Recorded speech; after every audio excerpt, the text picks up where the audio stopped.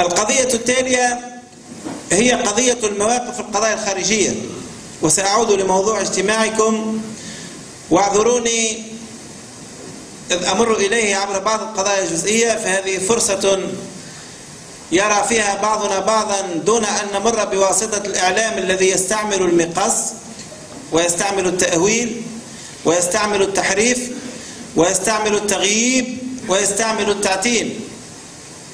كنت في اجتماع لإحدى الجمعيات التي تماثلكم بالأمس، قاطعتها وسائل الإعلام.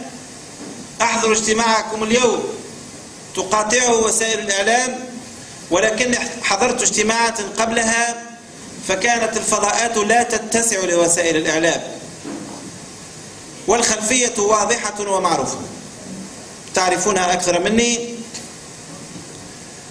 كنا نعاني من إعلام يصطف مع الحكومة ظالمة أو مظلومة، وهو يصطف معها خاصة إن كانت ظالمة، فأصبحنا نعاني من إعلام يصطف ضد الحكومة مهما كانت مواقفها ظالمة أو مظلومة، ولكن خاصة إن كانت مظلومة.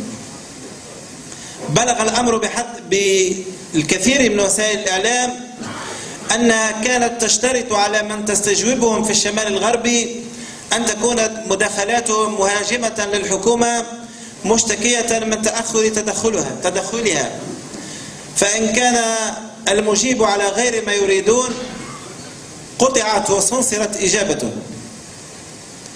تسألون لماذا نسكت؟ يجب أن تعلموا جميعا أننا في وضع هش وصعب. أكيد أن وضع البلاد أمنيا تحسن كثيرا، رغم أن من يفتح وسائل الإعلام يخال نفسه في الصومال أو ما شابه، ولكن التقارير الأمنية تفيد كلها أن وضع البلاد حاليا في الجانب الأمني ليس أفضل منه في السنوات الفارطة فقط، ولكن أفضل منه قبل الثورة، وأن وضع البلاد اقتصاديا يتحسن، ولكن الكثيرين للأسف الشديد يريدون لهذه التجربة أن تفشل، حتى ولو كان ثمن ذلك مصلحة الوطن ومستقبل البلاد.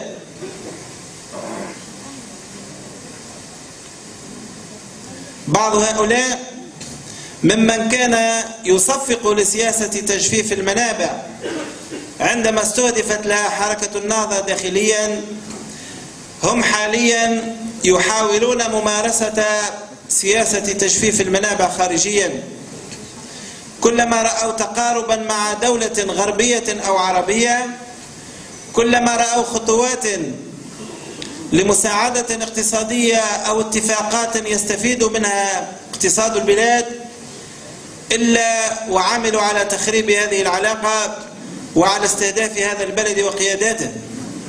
يصورون لنا دولة قطر وكأنها تجيش الجيوش لاحتلال البلاد، وكأن لها طموحات توسعية، وكأن بيننا وبينها خلافات حدودية، وهي دولة صغيرة تقع منا على بعد آلاف الكيلومترات، وقدمت لنا من المساعدات ما لم تقدم لنا عشره الدول التي يواليها بعض من يهاجمون دولا يجمع بيننا الدين والحضارة والتاريخ.